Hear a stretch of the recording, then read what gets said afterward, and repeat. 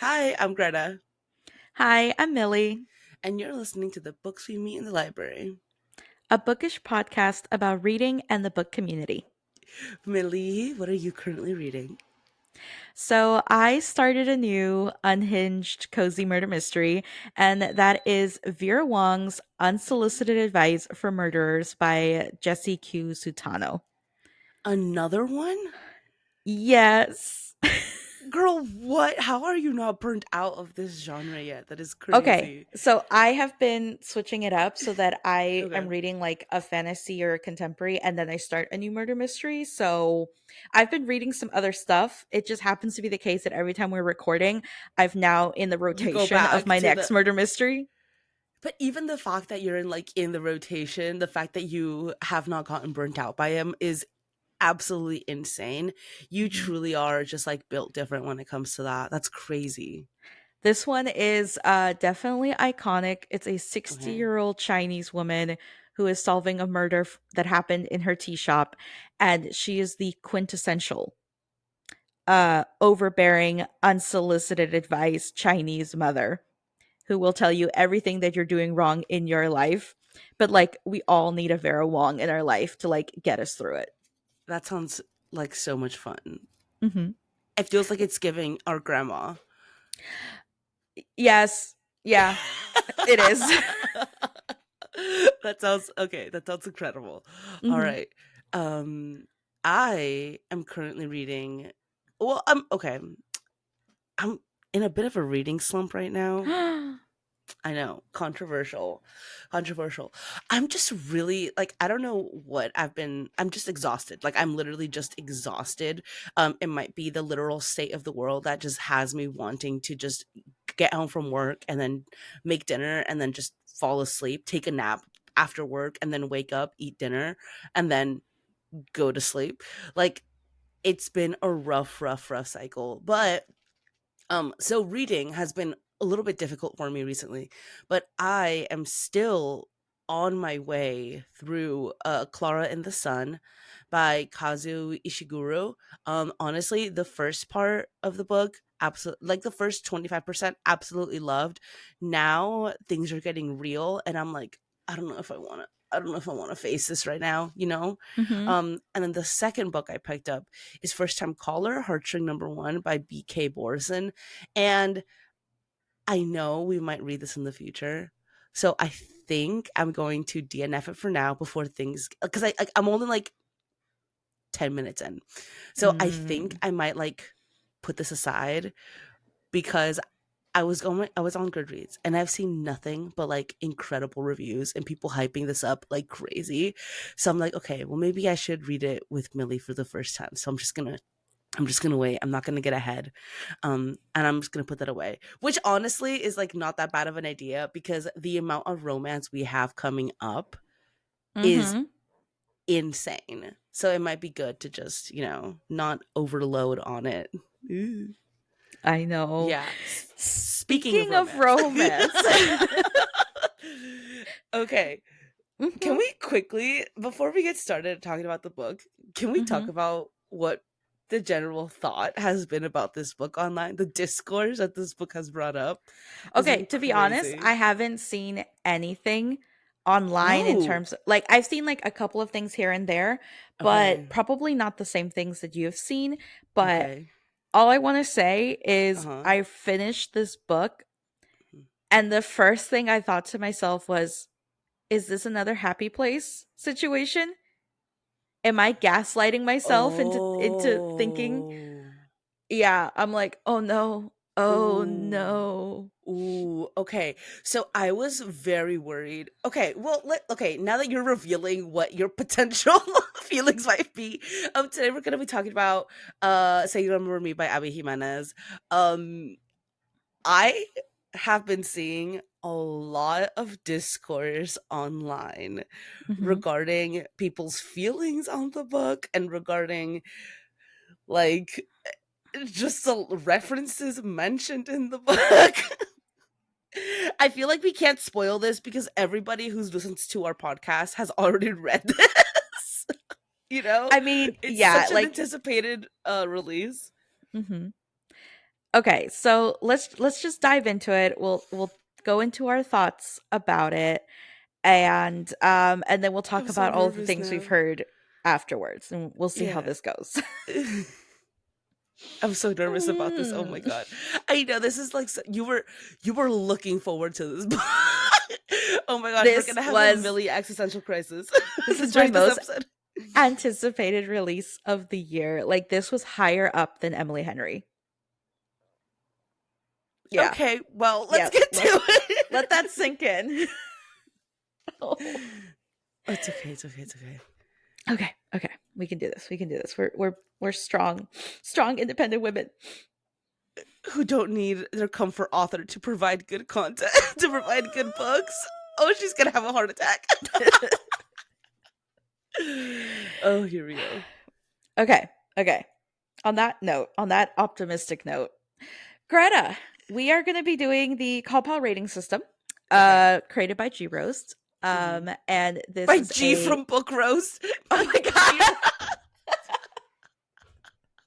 I'm sorry, G. I'm sorry. Okay, it's created by G from the channel Book Roast. And it's 7 different categories, and you rate them from 1 to 10. And then you average out the rating and you get your star rating. So, the 7 different categories we have character, atmosphere, writing, plot, intrigue, logic, and enjoyment. Okay, Greta, what did you give it for character? I gave it a 6. Okay, I gave character a 9. Okay. All right. Okay, for atmosphere, what did you give it? I gave it a 7. I gave it a 7. Okay. Hmm. For writing, what'd you give it? I gave it a 6. I gave it a 9. Oh, you liked this book. Let's continue. Put a pin in that. Okay. Jury's not out yet. Put a Okay. pin in that. Oh my god. For plot, Wait. what did you give it? I gave it a 7. Okay, for plot, I also gave it a 7. Okay. Okay, for intrigue, what'd you do? For intrigue, I gave it a 7. Intrigue, I gave it an 8. Okay. And then for logic, I gave it a 6. I also gave it a 6. Okay. Thank Uh-huh. God. Now we're This book adding up a was little bit. Okay, yeah. Okay. Jesus. And last but not least, for enjoyment, what did you give it? I gave it a 7.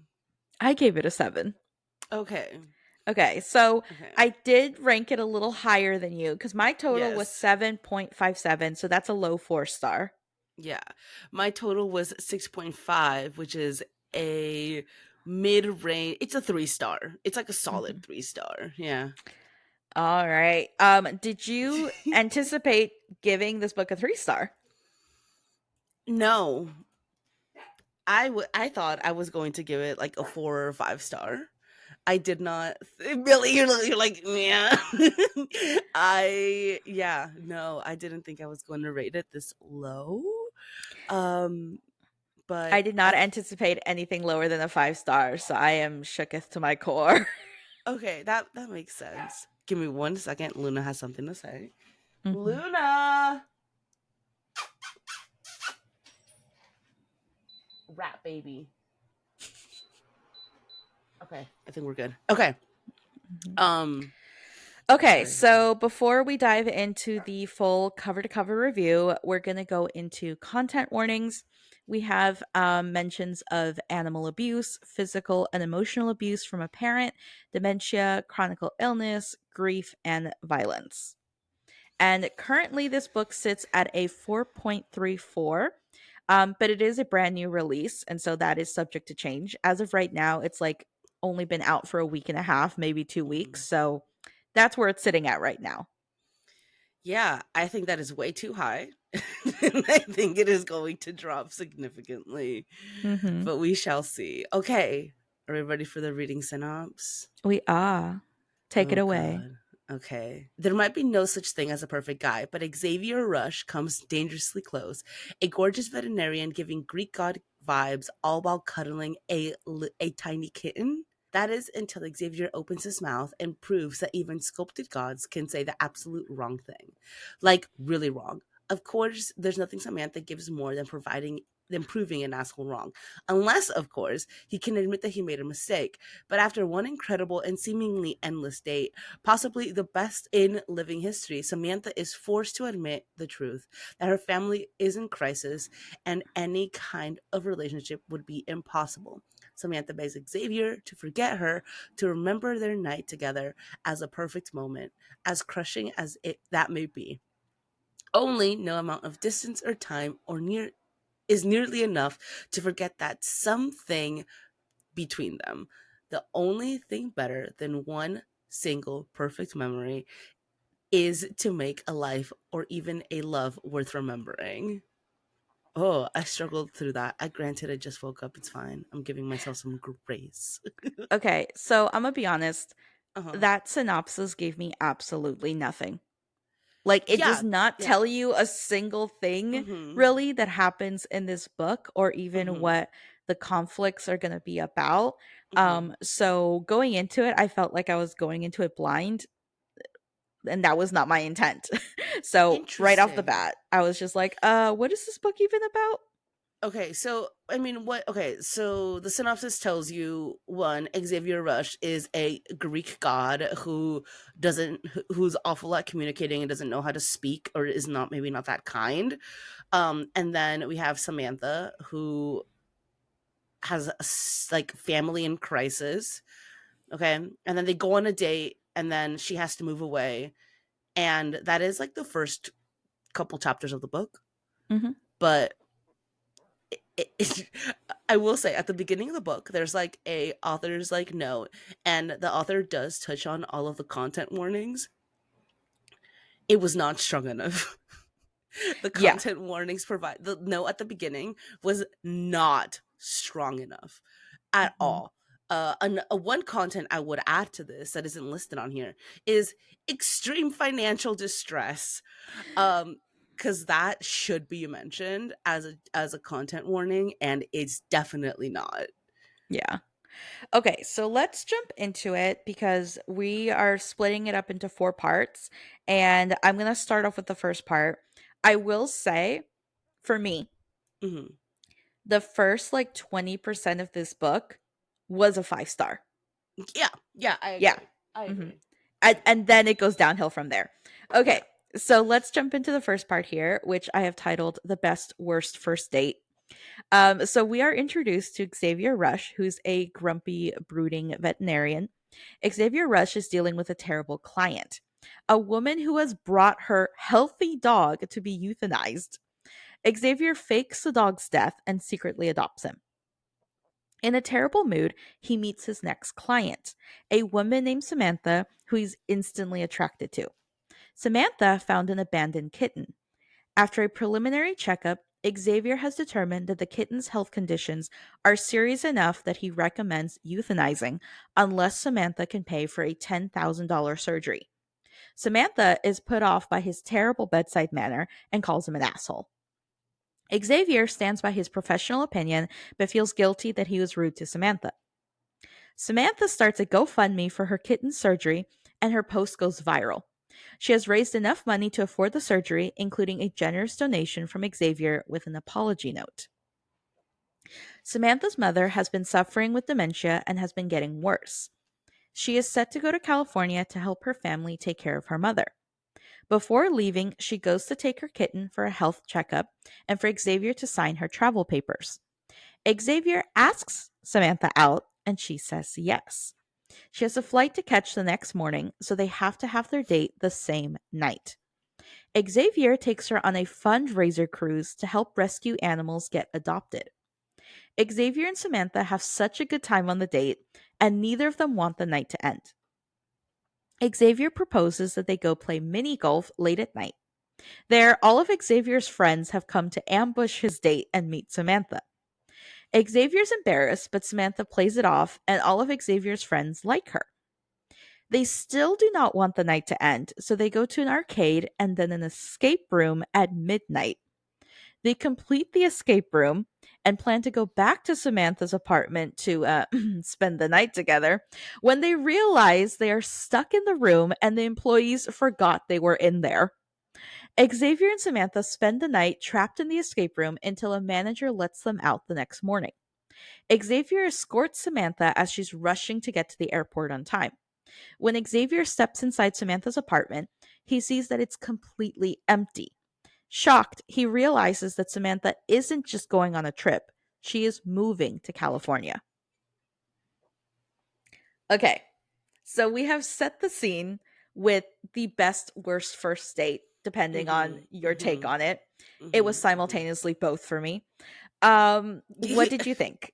What did you think of the characters? What did you think of their first like interaction, their 12 hours of craziness and like the setup for the plot? Okay, I know this might be controversial, but the fact, okay, controversial as in you might have loved this, but I absolutely hated it. Okay. Them comparing Xavier to Resand from Akatar within like the first like 2 seconds of the book, I was like, Mhm. Jesus Christ. And then they compared him to the same character like fucking 4 or 5 more times. Mhm. I was like, why? Why do we need this? I didn't I get that it was like a reference that many people would understand because that book is so Mhm. popular, but I wouldn't have understand it up until like 2, 3 weeks ago. Yeah. So, okay, I will agree with you on that. The first time the reference was brought up, I was cackling in my seat. I loved it so Hmm. much. It was unexpected and I just like Hmm. enjoyed that little like tidbit. Hmm. However, they then presented the same analogy like 4 or 5 times within like the Hmm. first chapter alone. And Yeah. so I'm like, the joke is getting old. Like it's, and then there was no like callback to the joke in the rest of the Nothing. book. And so there was no Nothing. point for it to have been like repetitive. Hmm. And okay, jumping ahead a little bit, I know that one of the constant complaints about this book is the overuse and cringy nature of having so many internet, social media, slang Mm. terms, just it Hmm. being it so like TikTok vocabulary. Hmm. In defense of that, because there was an abundance of it, in defense of that, it was mainly done in Samantha's POV. And Hmm. considering her job is to basically be a social media Yeah, online marketing, person. Yeah. right? Hmm. It makes Hmm. sense that she's using that kind of vocabulary in her day to day life. So it would Hmm. have been weird if we saw that from Xavier's POV, but it makes Hmm. total sense when it was in Samantha's chapters. Yeah. But I know that that rubbed people the wrong way a lot in the Hmm. reviews. Hmm. Yeah, I didn't really care for that. I mean, I didn't like feel any type of way about it. Hmm. Honestly, I don't know what this says about me. Maybe I'm too brain rotty, but I didn't really pick up on much of it. Anyways, Hmm. it is just so much in like if you're online, it is so much in like your regular vernacular that Hmm. whenever I'm reading a contemporary romance, I just kind of expect it to be there. That wasn't annoying to me.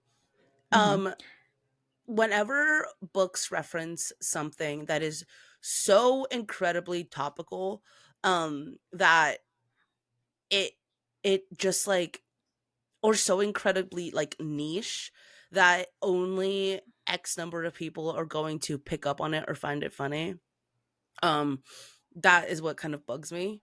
um like for example in this book, the author, I mean the main character goes to Vaughn's, mentions Vaughn's the grocery store a lot. Vaughn's is not a national chain, and I know a lot of people are going to be like what the hell is Vaughn's.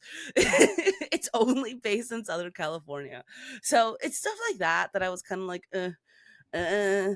um I did regarding the character interactions. I did like the character interactions. I thought they were cute. I thought Samantha was crazy for not following the doctor's advice. But also like I understand that this is going to be like a ha, I got you moment, you know? Um, I'm kind of disappointed with the fact that we brought up Xavier's friends and then nothing came about. Yeah, because they basically never really kind of get mentioned again. Like there's a brief No. moment where like Xavier's talking to them about Samantha like later in the book, but that's Mm-hmm. it. And yeah, I kind of thought that we were going to get more of a mention for them. Mm-hmm. Also, because I didn't really know what this book was Mm-hmm. about, I was also kind of shocked with that initial plot twist because it didn't occur to me that Samantha was moving to California. Like, I Oh. legitly thought, yeah, I didn't catch that. Oh. Like, I Okay. thought she was just visiting California to, Mhm. like, help out her sister for a Mhm. brief time, Mhm. because it's vague like that on purpose. And so when Yeah. he comes back to her apartment and sees that it's empty, I'm like, "Oh wait, you're moving?" And I was just like, "Oh, Oh. okay, now I understand where the Mhm. conflict is going to be. This is going to turn into like a long distance thing." And I think Mhm. it also shocked me because all of her previous books have been set in Minnesota, and they Mhm. just stay in Minnesota. So the fact that Mhm. majority of this book is actually in California threw me California. off. Mhm. Yeah. But for me, I really liked both Samantha and Xavier from the get-go. I really Mm. liked them like individually as characters. Neither of them Mhm. rubbed me the wrong way. I liked Mhm. both of their POVs. Mhm. I was surprised because you know this. Okay. I absolutely hated this in what's that one book from Carly Fortune? Insta Like love. You hate insta love. I hate insta love. I Yeah. absolutely Mhm. despise when Mhm. you're staring out the bus at somebody for 5 fucking seconds and they're your soulmate Mhm. one day in December, Mhm. okay? Hate insta Mhm. love. But I absolutely loved the insta love in this book, and I thought it Mm. was done well cuz like yeah, it's over a day. It's over a 12-hour span, which is a very short amount of time to fall in love with somebody, but they spent that entire time bonding, connecting, talking, getting on a deeper level. So I can see like how they would instantly have that bond and how it could grow from there. So I was sold. I was sold on the romance. I thought that the scene was really cute. It reminded me of all of the date scenes from Just for the Summer, which is another Abby Jimenez book. So the first 20% of this, it caught me by surprise. I love the characters. I love the romance. I love the scenes, the dialogue. Everything was working for me perfectly. Oh, interesting. Yep. Okay. I You would think that I would have loved this insta love. You would think that I would have been obsessed with it. But I honestly did not buy that they were just getting to know each other and talking. Like I didn't that was that like explicitly on paper about them just like talking about themselves. I these two characters I don't like them, Millie. You don't like him at all? Samantha comes off as so it annoys me. Samantha kind of annoys me. And then Xavier is a little bit too brooding. Like this Mm. facade that he has up is kind of crazy. Um but it's like it's almost like a fake facade. Mhm. I mean, obviously that's what a facade is, but like it's almost like the book is telling you like he's hot, like he's grease and grease and or whatever. It's almost Mhm. like the book is telling you that, but you don't see it played out that well. So you're Mm. like, it's a watered down version. Like Okay. the one bad thing he does, quote unquote bad thing he does, is tell Samantha that she should euthanize her cat for a very like logical reason.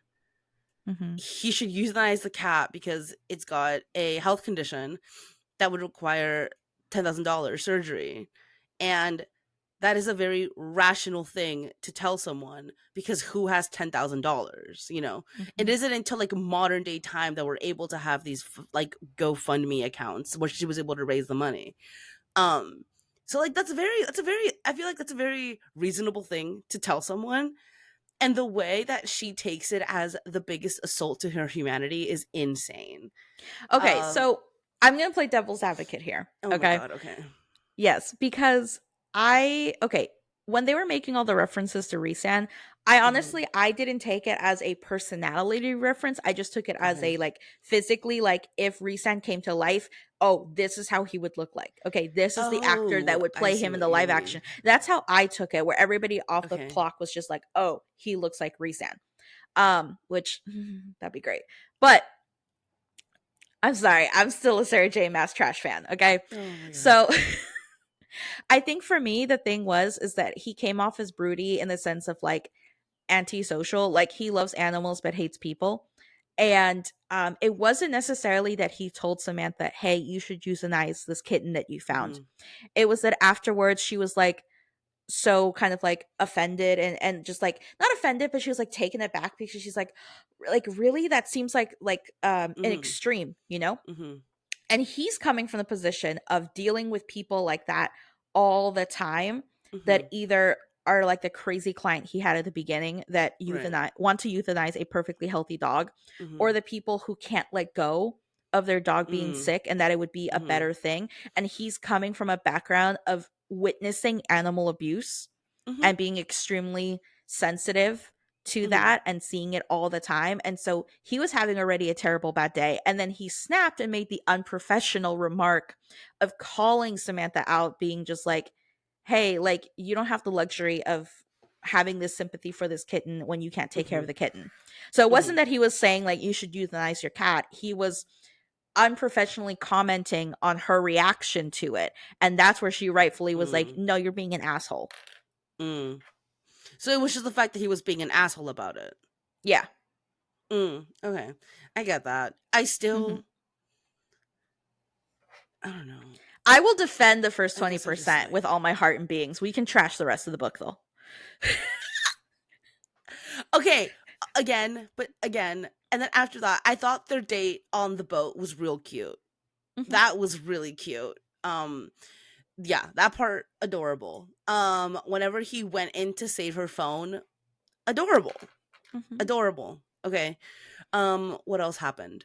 Um, Well, the fact that he was like scrambling, he's just like, I want to stay like on this date longer, but I don't know where to go. So he texts the adorable. group chat and he's like, where can I take a date right now that's Yeah. like still open? And they're like, oh, Mhm. mini golf. He's like, okay, fine, we'll do mini golf. Mhm. And then, of course, the group chat was like, oh, let's totally fuck with him. And so they Yeah. go to the mini golf to embarrass Great. him, which was Great. amazing. Hilarious. But nothing comes of it. Ah, I know. I know. Nothing comes of that. Also, I don't know why the twist of her leaving. I just assumed that that was going to be the case. I didn't for some reason I wasn't like surprised by it. I was kind of like, yeah, okay, that makes sense to me for some I so that wasn't like shocking. Um so when I was just kind of waiting for him to like catch on and for her to be honest with him about what was happening. Yeah, like she um should have told him that from the get go. yeah, hey, I am moving. This is gonna be a one-time thing, you know. Hmm. And then them being stuck together in the mini golf situation without their phones. The escape room. That Yeah, was I would have sued. diabolical. That was insane. I would have gone absolutely insane, but okay, whatever. Um yeah, so the first part I liked, but I wasn't crazy about, I guess. This whole book is just so lukewarm to me. Oh. Is so Okay, at yeah. least I had like really intense feelings about this book because I liked what That's I good. liked and I hated what I hated. That's good. That's great. So now let's go on to part 2. The second best worst date. Samantha has moved into her grandma's house with the rest of the family. We are introduced to Samantha's grandmother, her father, her mother, and her older sister, and her 2 sons, and her younger brother Tristan. Everyone has moved in together to help take care of Samantha's mother, and they create a schedule of different shifts. Samantha told Xavier to forget her, but she has a hard time forgetting him. A couple weeks after she's moved, Xavier calls her out of the blue. He confesses that he can't stop thinking about her, and he flies out to California to see her. Samantha takes him around Venice Beach, Malibu, and Santa Monica Pier. Much of their much like their first date, they keep prolonging the date, and an equal amount of chaos ensues, including cars that break down, a deflated air mattress, a sketchy motel room, and Samantha's mother having her first meltdown. Instead of providing closure, it only heightened their romantic feelings for each other. Samantha tells Xavier he can't reach out to her again and they can't start dating. Xavier returns to Minnesota, but he spends the next couple of weeks miserable and unable to forget Samantha. A month later, Xavier reaches out to Samantha and tells her that he will be attending a vet conference in Long Beach, and his hotel is in Samantha's neighborhood. As quote unquote friends, should would she go out to dinner with him? Samantha agrees, but it is very clear that it is a date. Samantha calls it Xavier, and he admits he faked coming to a conference, and it was just an elaborate excuse to see Samantha again. They agree that their feelings are too strong to ignore each other, and they start dating long distance. Okay, a lot happens during this section. Mm-hmm. How did you feel about everything? Okay.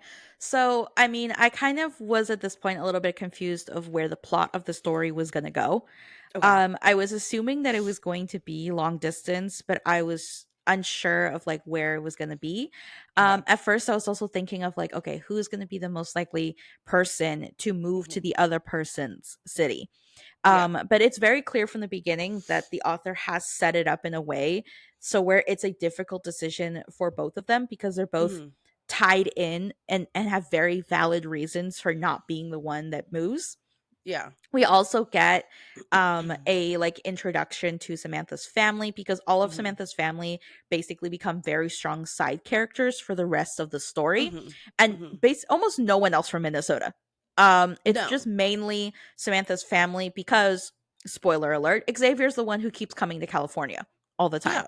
Yeah. Mhm. And so we get to see how that family dynamic works out. There was there was kind of like a moment where I was just like, really, when it came to the financial aspects about it, but then it was kind of Mhm. like explained a little bit more Mhm. because when it was first introduced, Samantha's new living situation, Mhm. and they were talking about how this was a um 5 bedroom 3 bath house with an outside apartment in LA. I was like, okay, we're rich. We're very wealthy.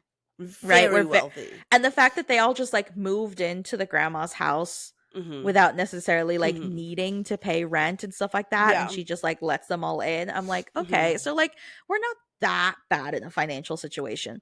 But No, it is not at all. explained, like the grandma bought it back in the 70s. It's paid off, but the house is really really run down.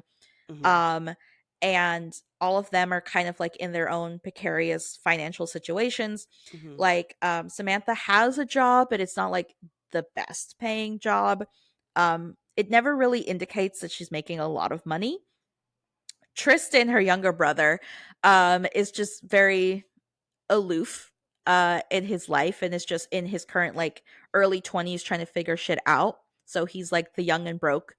Her older sister Geneva is recently divorced because her husband had like a gambling addiction and he left, and so now she's a single mom to her 2 sons, and so she's living there at the grandma's house as well for that reason. And then they had to like sell the family business, and the father is like taking care of the mom full time but couldn't do that with Mhm. work full time. So that's Mhm. basically the reason why everybody just moves into this house. Mhm. And you kind of start to see their dynamics. And the Mhm. one thing I will say is that I think she did a good job of making them come off as a family. Like they get along but also they don't get along at the same time, and I thought that that dynamic was genuine. Mhm. Yeah. Regarding the family, holy crap. They made Samantha's younger brother the most obnoxious human on the face of the earth and is so painfully Gen Z coded, but not in like I personally find Gen Zs to be very like charming. Like they're insane. They're absolutely crazy. But I'm like they're charming. They're just like they're just weird, you know? But they made this Gen Z character so incredibly unlikable and so just rude, and as a 20-year-old, like if I didn't realize that this character was 20 until like the end of the book. I thought they were like a teenager. No, he's 24. Yeah, that's crazy. No Mm-hmm. 24-year-old acts like that, in my opinion.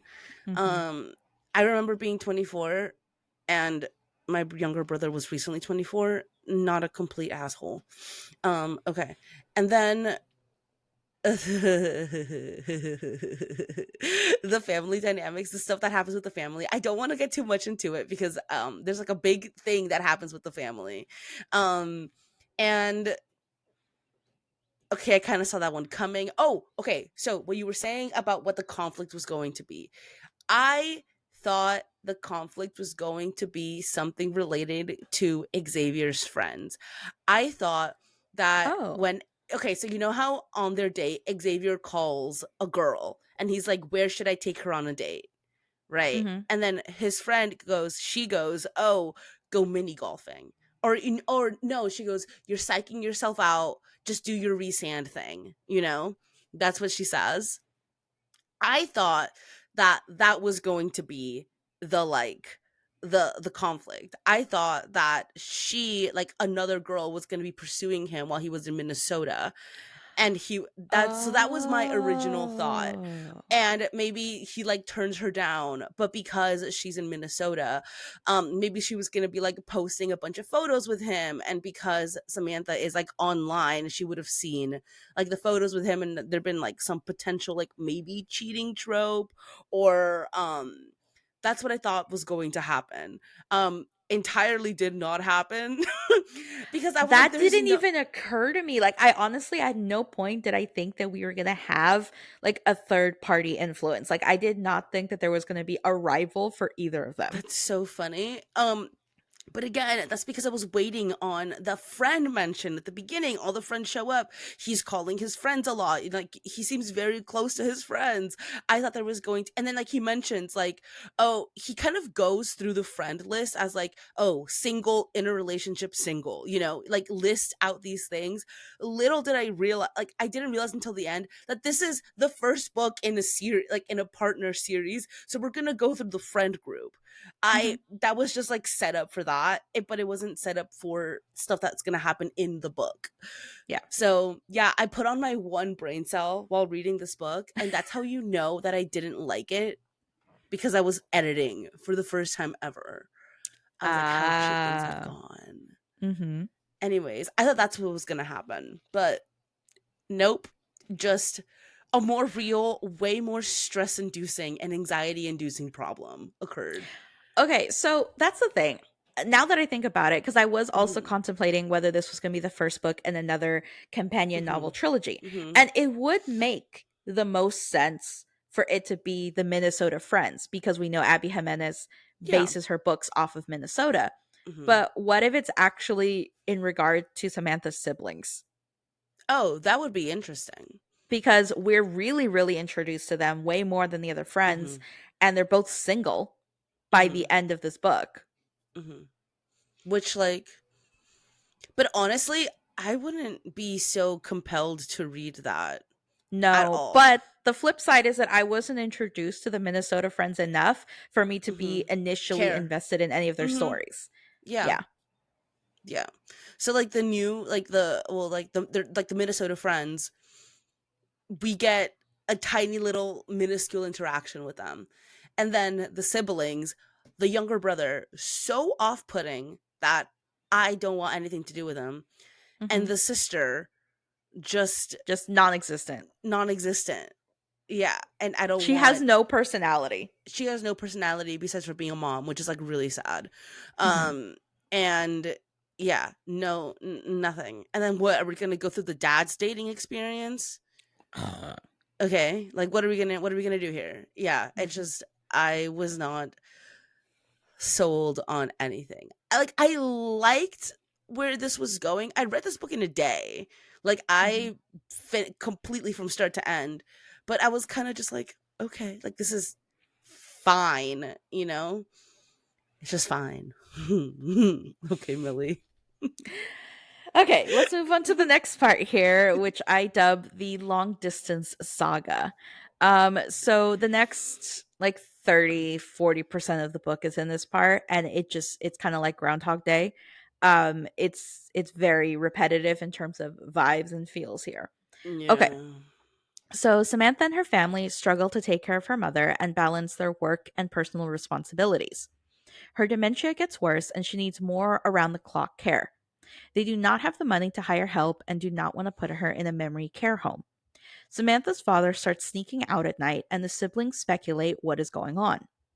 Every time Xavier comes to visit, the family loves him. He gets along with everyone and knows how to handle Samantha's mother's condition. Xavier knows that Samantha cannot afford to visit him, so he quits volunteering on the weekends and instead picks up extra shifts at the animal hospital. It escalates to working graveyard shifts at a full day after a full day in his clinic to 7 days a week. His mental and physical health start to deteriorate, but he's driven by making it work with Samantha. Xavier took out a hefty loan to start his vet clinic 2 years prior, and he was barely making it financially before he met Samantha. Now he's working to the bone just to pay for a plane ticket every couple of months to see her.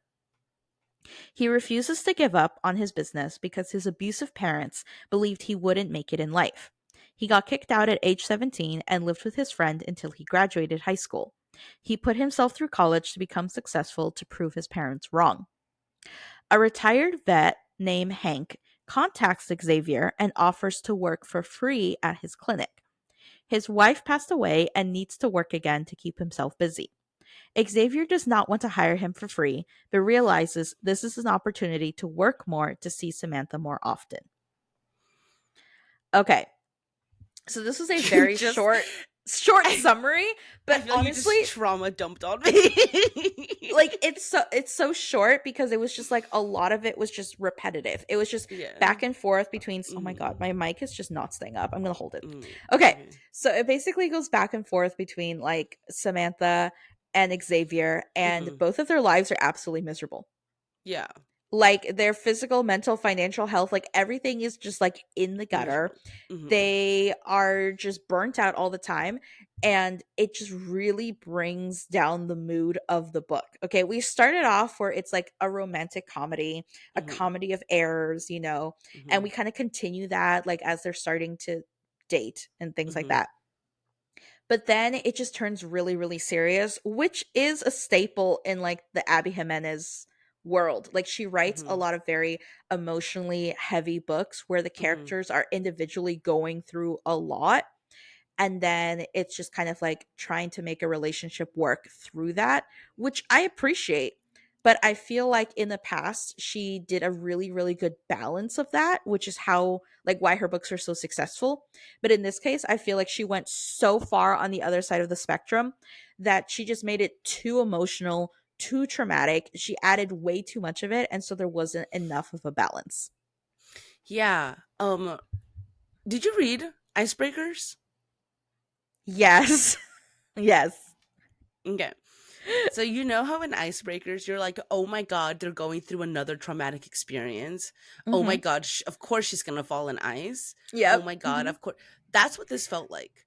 Uh-huh. It felt like one traumatic experience after another, and then the way in which Abby Jimenez goes about fixing it is the most unrealistic thing on the face of the earth. Okay, so let's backtrack. Samantha's family cannot afford to take care of her mom. They can't afford to put her in a memory care home, but they also physically cannot afford to take care of her because Yeah. they're all an absolute mess. There is no organization when it comes to taking care of her. All right, that's one issue. And her mother's condition is getting progressively worse to the point where she's like running away. It's bad. Okay. Xavier is a broke veterinarian. Now, if you're like me, you Googled how much do veterinarians make an annual salary. Okay. Turns out not a lot whenever they have their own practice. Which is like the caveat as to how what like this was it was explained that because he has his own practice, he is not making, substantial amounts of money. So he is now working like 7 days a week and looks like shit, feels like shit, and even his friends are like, bro, you look bad. Okay. And he's doing all of this just so he can fly out and take a couple days off to be with Samantha. And suddenly, magically, out of thin air, this person shows up and is like, hey, I will work for free. Okay, what? Uh-huh. And we're just supposed to be like, yeah, naturally. And then guess what? Later on, we find out that Hank is the reason why Xavier even went into veterinary school to begin with. Mhm. And we're just supposed to like accept it for what it is. That's why logic, whenever you were like, when I think you gave it a 6 or a set, Yeah. no, for logic, you gave it a 6. I was like, there's no way in hell. Like, I got to that part and I was like, Millie is gonna hate this. She's gonna hate this. She's gonna be like, this is inaccurate. This is inaccurate to the nth degree. Like, it's so bad. So Yeah. I will now let you roast it senselessly because it's gonna bring me joy. Okay. Yeah. So in the beginning, I was just like, I wasn't overtly mad at this part. I think what happens later with the vet clinic pisses me off even more. Um but at Yeah. least for this part, I was like, okay. The two other people, like the vet techs, Mm-hmm. receptionists who work Mm-hmm. there, are like, hey, our boss is just like killing himself at this point to be with Mm-hmm. this Mm-hmm. girl. And they used to work for this vet before he retired to Yeah. take care of his wife before she passed. And so they're like, "Hey, why don't you come back and see like if you can like work here just to keep yourself busy?" Mm-hmm. And he's just like, "I was young once. I had a vet clinic once. I know what it's like to put all your money into it. Like I don't need the money. So like I'll just like take a couple shifts for free. Like it doesn't bother me." So that didn't put me off as much, but just everything that happens afterwards with the vet clinic. So I Millie, in saw this economy, that didn't put you off in this economy? That's crazy. I okay. was about to like, I was literally, what? Okay, go on. Because I was like, there's no way. There's no way. This senior citizen is about to get all of Mhm. their retirement funds taken away because because the stock market is dropping. What do you mean they don't care? I mean, when they said that, I was like, okay, this guy is like hella loaded, like Minnesota loaded. Like I was just kind of like, this is not believable, but it didn't bother me as much. Okay, But okay. I'll roast the other parts more. Don't worry. Don't worry. God. Okay. How did you feel about the entire thing with the drama with Sam's family? Okay, so it's not going to get revealed until the end, but we both know exactly like as soon as her dad started disappearing, we knew what was Yeah. up. Yeah. Because we've seen this plot line happen in other books. In Yes. fact, I think it's happening in the book I'm currently reading right now. Okay. But Yeah. it definitely did happen in like multiple plot lines that I've seen before. So that Hmm. wasn't too surprising. How they chose to handle it was surprising. Um Yeah. mhm, So, okay, I mean whatever. We can just talk about it. yeah. Sam's dad is essentially cheating kind of her on her mom. Um yeah, it's not really specified as to like what is happening exactly because at the end he just kind of goes, I deserve to like however I relieve stress is my like prerogative, and then you're like, okay, like what are you That is doing, almost you verbatim know? what he said, by the way, which is why we're just Yeah. cringe. It's just yeah, it's Yeah. bad. It's And bad. then we're just like, okay, that's so sus, whatever. um and okay, so there's like a stat that's like 80% of whenever it's like whenever there's like a relationship, if the woman in the relationship gets sick, 80% of men will leave or something like that. Mhm. Um like abandon their families. Let me find the statistic real quick. Yeah. Um Because here's the thing, that's a storyline that's used very, very often. But I yeah. think it gets a little messy when it comes to certain situations. Like, I've seen this storyline happen when you have a character, whether it be the wife or the husband, but Mhm. one of the spouse is like in a coma. So they're like technically alive and their marriage Mhm. is technically still intact, but they're no Mhm. longer there. And so then it's the other spouse um coming to terms with like, is my marriage over? Is it okay for me to quote unquote step out if they're not really there? Mhm. And that one is a little bit more cut and dry because like they're in a coma. But I've Mhm. also seen the same thing play out when it comes to a spouse that has Alzheimer's, dementia, where physically they're there, but they're just mentally they're gone. Like it's Mhm. no longer the same person and there's no chance of them coming back, unfortunately.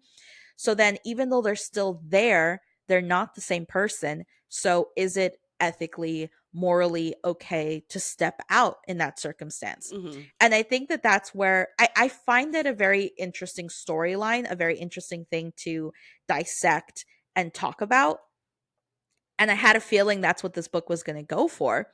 I just didn't like the way that they end up having their conversation because I was like, no, that's not actually the moral of the story that we're supposed to get at. Yeah. So it's men are 6 times more likely to leave a relationship because their partner's serious illness. The partner has a serious illness than wives. Um, yeah. So a new study shows the divorce rate was 21% for seriously ill women and 3% for seriously ill men. So it's like a thing that happens and like it's seen a lot, like you mentioned. Um, but the way that this is treated at the end, like the justification of it, it is quite literally heinous behavior. It is I hated it. I really heinous did behavior. because basically he's sneaking around, so he's not, Hmm. being open about it with his family. And I Hmm. get it. That's a very difficult thing to be open about, and Yeah. it will be taken the wrong way because some people Hmm. are like until death do us part Do us and part. Yeah. take it very literal. And I totally understand that. But he was keeping it a secret. He was hiding Hmm. around. Hmm. And then when he does quote unquote get caught, like and it's revealed, he just goes about it in a way where being like, how dare you judge me, like you don't understand what I've been through. Once you do one night duty then you'll understand, and stuff like that. And He like so it throws it in came their off, face. yeah, it came off It's very so like defensive. vindictive. Hmm. And if he was saying basically being like I love my wife but she's gone and I've been grieving her loss and I'm ready to move on, if it came off in that way being like my wife was gone years ago and I've come to Hmm. terms with it and I'm ready to start like a Hmm. new life with someone else, or I've fallen in love with somebody else, then that Hmm. at least would be seen a little bit differently. But it comes off as like my sexual needs aren't being met, so I need to find Yes. them elsewhere. And it just comes Yes. off very scummy. Hmm. Yeah. And so I totally agree. rightfully so, the kids are upset at him. And then Hmm. it causes a bunch of tension, causes a bunch of silent treatment.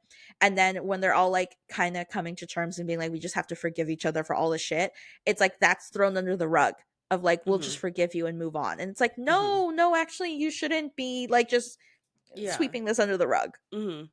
The way that he goes about it is like really, really bad.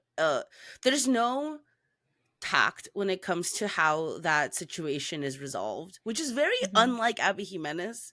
Truly, that part I was Yeah. very much like I thought it was going to be a little bit more nuanced, and it was not nuanced in the slightest. It was kind of just like haphazardly put together, and we just kind of haphazardly like fix the issue, which is also why I had the issue with Hank just coming in and being like this fix all situation. Hmm. It just felt like it was like, okay, and band-aid over this and we are totally fine and no issue, everything's okay, our main characters can be happy now. But it's just Hmm. like, no, Exactly. It's like there there's were a still lot an of issue. band-aid fixes that we expect of other romance authors, but Abby Yeah. Jimenez has already proved that she could work around that and That, actually yeah. write the story well, Mm-hmm. and has Mm-hmm. proven it. So the fact that Mm-hmm. she now slipped into old habits, because you've never read her backlist. No, I You've haven't. never read her backlist. I hated her backlist. It was Oh a my really god. bad book. Oh my The god. Friend Okay. Zone. Mm-hmm. And I was really worried. And so I was glad that she had like moved forward as an author Mm-hmm. and had definitely like grown and developed. Mm-hmm. And I was like really excited. So the fact that this book is starting to slip back into those old habits, I'm like, no. That's horrifying. Yeah, Okay. Yeah. I honestly didn't like this book.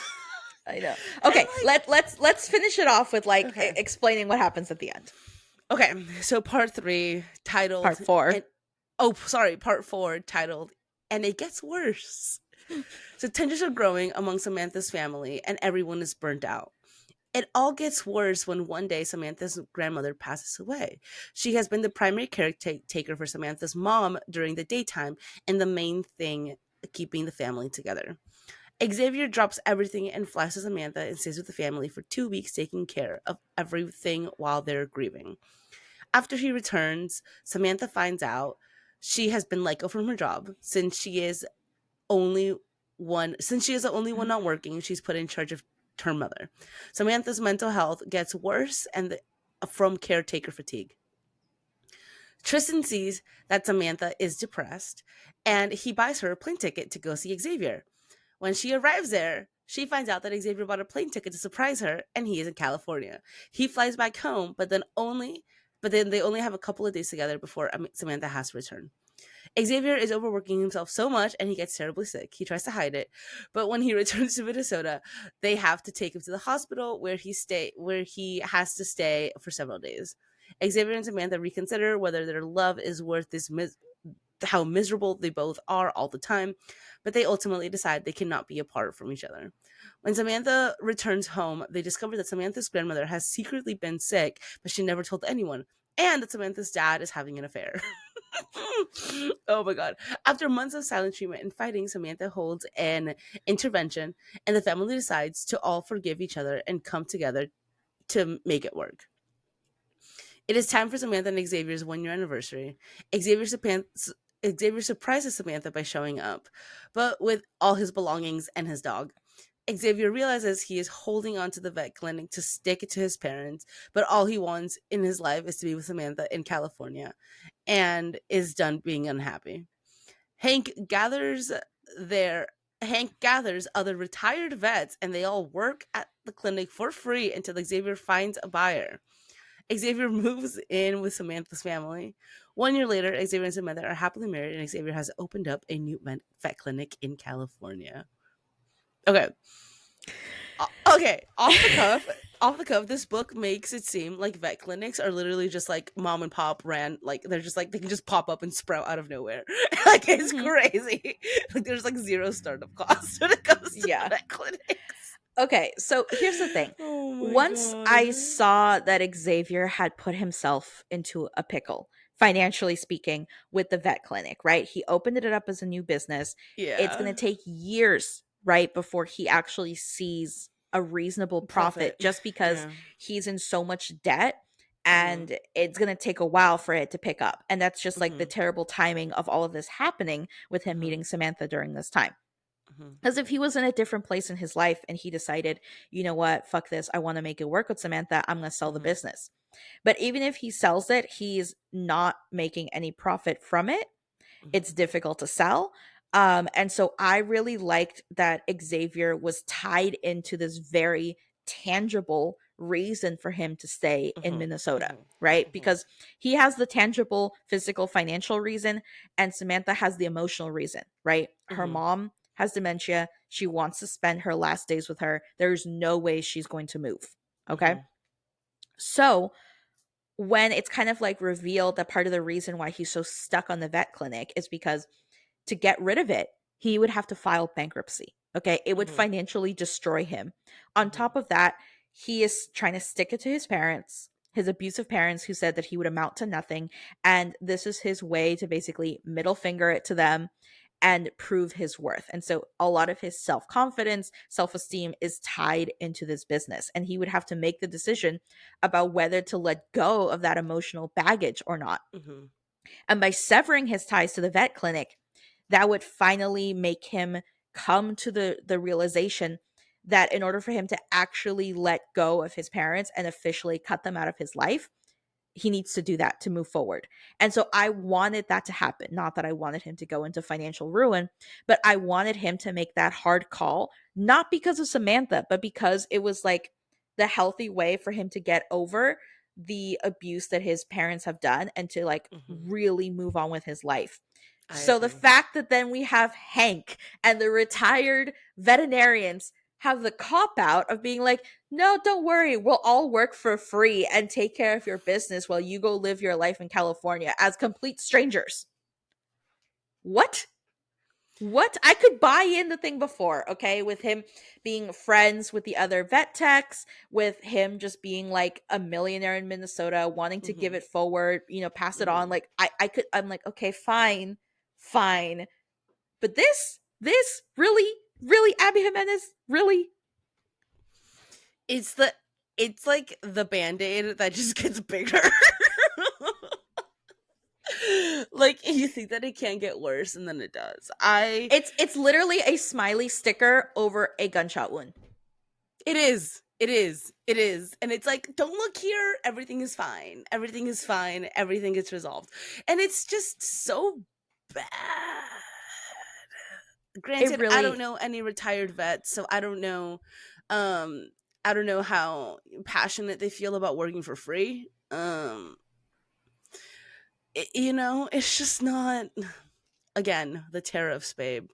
Your yeah. your But 401k is gonna okay, plummet. the thing is that the author had kind of also wrote herself into a wall Yes, because definitely. because it was either A, he files for bankruptcy for a Yes. girl, Mhm.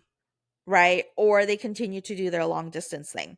But the Yeah. one thing I will say is that I'm happy that she didn't go with the very stereotypical approach of the third act conflict being that they break up and then he just like Oh, sells his business to be with her and then flies to California. Like at least they didn't do that. I mean, they did go like nonverbal for a while during, like, they didn't talk to each other for a while, but Mhm. they were together, and then they were still together celebrating their 1 year, and then he shows up, which is like, it's great. Um, let's see. I had a lot to say about this, and now I'm just like, I'm overwhelmed by all my issues with it. You're overwhelmed by the letdown of everything. Here's the thing. Yeah, I'll continue to rant while you gather your thoughts. please, Um please. I think that there was good potential with this story. I Okay, understand where the buildup was. I understand the conflict that the author was trying to do. I okay, just think that it got out of control. It okay. started spiraling in a way that it's like somewhat realistic in the sense that like bad things happen and like shit's gonna go down and that stuff that is out of your control that happens, like her losing her job and things like that. But it was just the pylon and the pylon and the pylon of everything. And so it led the ending to be very rushed. It felt unsatisfactory because it was just a bunch of cop outs one after the other. It was a bunch of like kumbaya, let's forgive and forget kind of vibes. And then they just like Oh my god. magically end up together. And like you said, it's like suddenly the next year he sprouts up a vet clinic. Financially, you cannot be doing that. You cannot be Okay, just starting not in up a new California you business. can't. Not in Not in California you can't. California, Okay. no. Okay, so quick, okay. Let's Okay, I'm so sorry. I need to break down exactly what happens because this is an absolute mess. Okay, so Samantha's mom is getting progressively worse. And I don't think we have emphasized exactly how sick Samantha's mom is. Hmm. Samantha's mom literally runs away from home. Like, she is, it's really bad and it's really upsetting stuff that is happening there. Okay. And then her grandma suddenly passes away. And then you're like, oh my God, okay. And then it's revealed that her grandma knew she was sick this entire time, but she asked her dad, but she asked like their dad to not tell them. Okay. And then she loses her job. Okay. And then they go visit each. Okay, this part pissed me off. Hmm. As someone who has been in a long distance relationship, for the love of God, you don't keep a secret. You don't keep a surprise like, oh, I'm going to visit you. You do not keep that a surprise. No, You you go, do hey, not. I'm going to visit you. This is a time and place. You need to take time off. I need to take time off. Like, you need to coordinate these things. And the fact that she just shows up and he's like, I'm in California. I wanted to punch a hole in a wall. I've never felt so much rage in my body where I was like, oh, and now this is an issue. And guess what? Now Xavier is sick and now he needs to be hospitalized. Okay.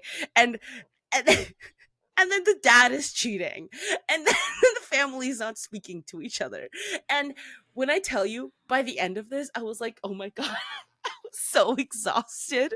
I just needed it to end. I needed it to end because I needed to not feel this anxiety again, I was like, I just need this all to just go away because this is, I just wanted the book to end. And guess what? The book ends in the most rushed way possible. Suddenly, it's a year later, and suddenly, Xavier's like, I'm here with the dog. We're moving into your grandma's house. And it's like, did they have this discussion prior? Is that okay? Is this okay for him to be moving into the family home like that? And I understand that they made him very charming to the family, but like still, I don't know. I Okay, I hated don't know it. how you felt about the Really one part hated the where he book. was there for 2 weeks and he was just like single-handedly taking care of this Yeah, entire family on the biggest burnout. I wanted to fucking. First of all, he goes beyond like book boyfriend to the point where it's just like unrealistic. Like Mm-hmm. this man is just not a real person, um, in the slightest. It's like this book reminds me of like oh, and then like they chuck it up to him being like he's just really good. He works with animals, so he knows how to communicate with like nonverbal cues. And I'm just like, gag me with a fucking spoon. Like I can't. I hated this book. Oh my Let me god. let me tell you why that part was so unsettling. It's because they spent the whole first portion of the book talking about how he's not good with people People, and and he's how he doesn't like to brooding. interact with people. But yet then they're just like, "Oh, he doesn't like to interact with people because he has trauma from being close to people, but all he secretly wants is a family." And you're just like, so what is it? So what Yeah, like which one is it? Like we don't see enough of that development. Like it would have made more sense if he oh was god, I like hated this book. apprehensive with Samantha's family. If he was Yeah. like awkward and uncomfortable with them and he was like Yeah. slowly getting to, peel away those layers. But the way I that he's the most excellent at home nurse ever, like just right away, is crazy. Okay, I was betting that they were going to make him like as he was unemployed because he like sold his vet clinic that he was going to move into the family and become the mother's caretaker. I Oh, 100% thought that's what was going to happen. I mean, at that point, that would have been just like another twist that I would have just been like, oh yeah, naturally, problem solved. Mhm. Problem solved. Also, Samantha ends up getting a job She ends at up getting his. a job that's like no, she ends up getting like a better paid job and then Mhm. she turns it down and she's like that was stupid. That was really stupid. She gets a job. It's a better paying job, and then she turns it down so she can continue working for free to advertise the clinic that Xavier used to volunteer at. Well, no, she quit the job so that she could continue to be the daytime caretaker for the mom. And then she Mm. basically tells them like I can take the job or you guys can all pay more every month to like make the difference for me not being able to pay for anything. Oh yeah. Oh, that's right. That was fucked. That was Yeah. fucked. That was like that was not a good solution. We didn't even talk about it. We didn't even talk about What? it. Them fucking all taking out a renovation loan? To fix the house That was so stupid. while their mom is like so sick. That was so stupid. What was the reason? It's because the house was like really run down and they're all just like, well, we're all living here now. We should like invest in the house because like our grandma doesn't have the money to do it. So we should all pitch in together and get a loan Okay. together and split it among the four of us and like renovate everything. But they're all so depressed that they get into the renovation and they're like, let's renovate everything. And they spend so much money and they have to all like pay their monthly expenses and be paying off this loan while they're all Okay. financially not in a Okay. good place. Okay, Like but here's the thing. Here's the thing. They take out the renovation loan, right? With only Samantha having a job. no, the others have a job. The others have a job. The dad is working like full time at that company, the family business. But I Tristan's thought the they only had to one that close doesn't the have a family job. business. No. They closed the family business, but he's working at a construction company. Oh, that's right. That's right. That's right. That's right. Yeah. Okay. And then Genevieve, I don't know what her job was, but she was working somewhere because she had to feed her kids somehow. Um, Someone had to feed those kids. No, but like it's crazy. This book is insane. I any final thoughts, Millie, or any additional thoughts? I mean, usually it's me convincing you by the end of it to change your rating. I think you're like kind of convincing me to change my rating. Oh my god. Um I didn't yeah. I honestly the ending was so rushed. I did not like the ending. It felt like it was trauma dumping for trauma dumping's sake. Like I know that like having books where there's like some kind of mental illness, physical illness, like where there's big problems is a trademark of Abby Jimenez. I understand that, but this felt like this felt like the author was like, "Oh, I need to up the ante. Like I need to give them more. Like I need to give them more and it's going to be just like shock value instead of it being nuanced familial like conflict. mhm. Um the characters in Los Angeles are obnoxious. Mhm. The characters in Minnesota have no personality. Um the main character makes or Samantha makes insane decisions. Mhm. Um where you're just like I don't understand exactly what you're like going how you're going about everything. And Xavier has the potential of being a pretty good character with like the conflict and everything, but gets written into a hole where is then saved by magical fairy ex retired veterinarians who come and save the day. I agree with everything you just said. Yeah, That's I agree with everything you crazy. just said. Also, Samantha really had no personality outside of doing her like social media. Like I realize that now. I was like Samantha really has no personality. I feel like they could have made her strong. Like I think that she was a strong character in the beginning of the book, and Yes. then she was just depressed the rest of the book. Yeah. Which is like that's valid given her situation, Mhm. but also she becomes kind of a do nothing and Xavier's the one going back and forth. Yeah. And like we see if we would have seen more even just like because Samantha's very much tied to Los Angeles. If we would have seen more of just like more of Samantha's emotional turmoil and maybe that was a little bit more digested. And also the biggest issue, which is like dealing with somebody who's going through memory loss, is not even addressed in the book. Mhm. At the end, it kind of is addressed, but there's no like resolution to like what becomes kind of like the major familial conflict, in my opinion. Um, it is just kind of like swept by the side, which is ironically the same thing that Samantha's dad does to, you know, his mom, just sweeps her by the side. Yeah.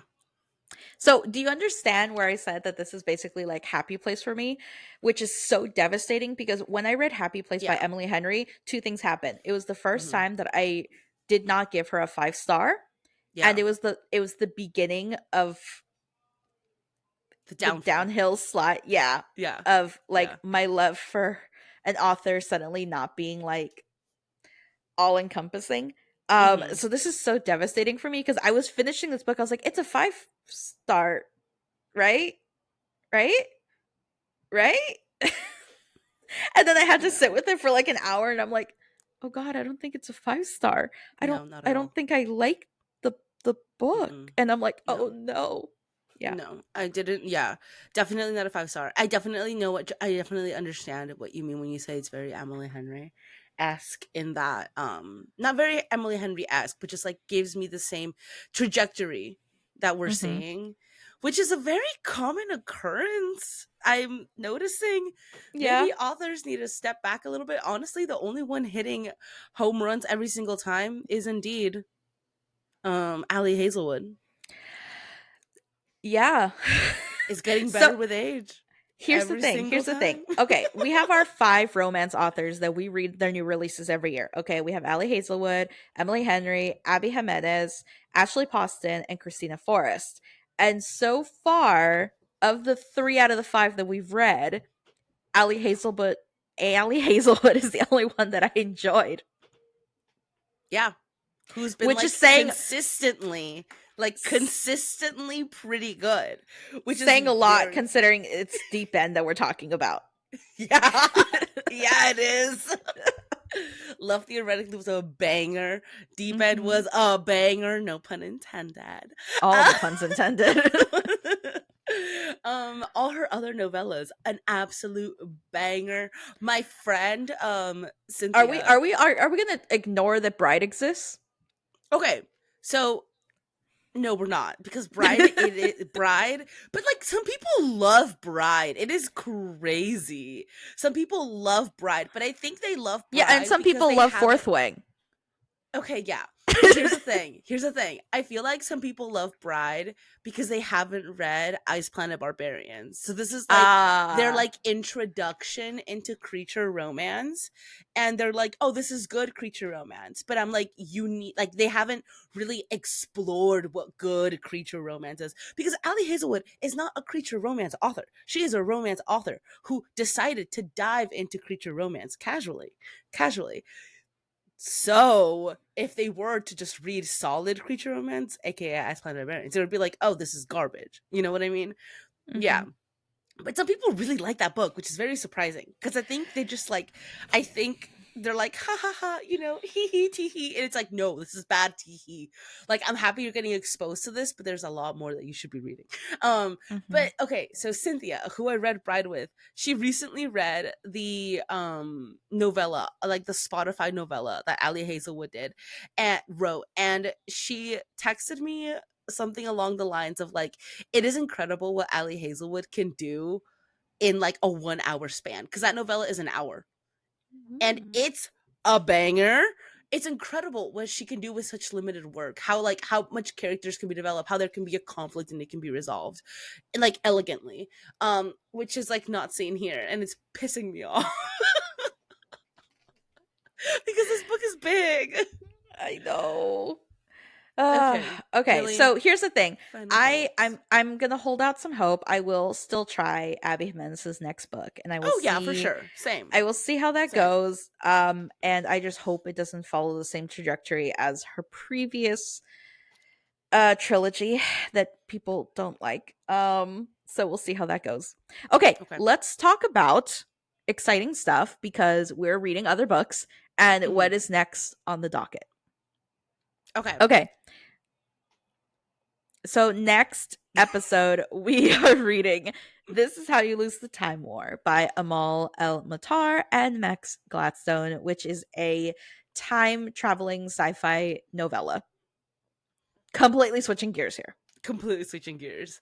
And then after that, it's time. It's time. Will it be another heartbreak? After that is the much anticipated Great Big Beautiful Life by the one, the only Emily Henry. Emily Henry, please, please come back to us. Okay, step away from the light, come back to us. We believe in you. I am so scared for that. I'm terrified. Like, I was nervous about Funny Story. I'm absolutely scared shitless about Great Big Beautiful Life. And I remember when Funny Story came out. No, I remember when Funny Story was being like teased. You read the summary, not the summary. You read the what's it called? The back Synopsis? jacket synopsis, Mhm. and you were like, "This concept seems so funny." You were like, Yeah. this seems like such a funny concept," and then we got to it, and I was like, "Oh, this is garbage." Okay, but it's I not still like that garbage. book, but I just It's can't not. even remember it. Yes, it's not bad. Like arguably, okay, arguably Emily Henry's worst books are not bad. Okay, Mhm. I'm sorry. This book by Abby Jimenez is bad, arguably bad, and you can agree with that. I'm still in denial, okay? Let me simmer in this for a while Okay, longer. okay, I'll let you simmer in it. Arguably, I believe this book is bad. So I'm excited for Great Big Beautiful Life. I am also I believe that myself and other people of the internet are also cautious, because I have not seen as much hype for this one as I have seen for other ones, like her Mhm. previous books. So I'm a little bit like, what's happening? How are we all feeling? Mhm. But yeah, I don't know. I'm so nervous for this film. I know. But it's okay because after Great Big Beautiful Life, we have a certified banger, apparently, Yes. allegedly. What is it? Facts. Half a Soul by Olivia Atwater. It is a Howl's Moving Castle meets Bridgerton romantasy. You're hitting all of my buzzwords. You're hitting all of my buzzwords. It's I'm so so excited. so good. I recommended this one as like a little palate cleanser. Hmm. It's also the first book in like a companion trilogy. Oh, Um but yeah, I'm really really excited to be rereading this. This was like in my top 5 like favorite books from last year. I'm excited. I've heard nothing but great things about this book.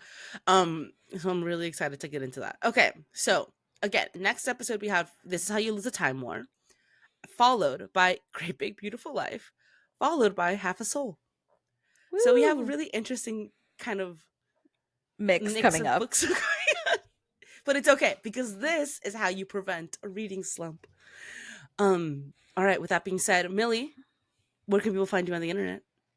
You guys can find me on my YouTube channel at Into the Nook, and you guys can also find me on Instagram at Into the Nook Realm. Greta, where can they find you? You can find me all over the internet at Greta's Favorite Things. I stream on Twitch Mondays and Wednesdays at 6 p.m. and 7 p.m. PST. And I have a YouTube channel, which is a little bit unvisited right now. But I haven't Y'all posted a go visit book. her. Y'all go visit her. No, no, no, no. I haven't posted a book review, a monthly recap in like 2 months now. Okay, I Greta, you visit your channel then. I do. I need to visit my channel. I need to post. I need to record, which is what I'm going to do after this. So, all right, everybody. We will see you in 2 weeks with This Is How You Lose the Time More. We'll talk to you later. Bye. Bye.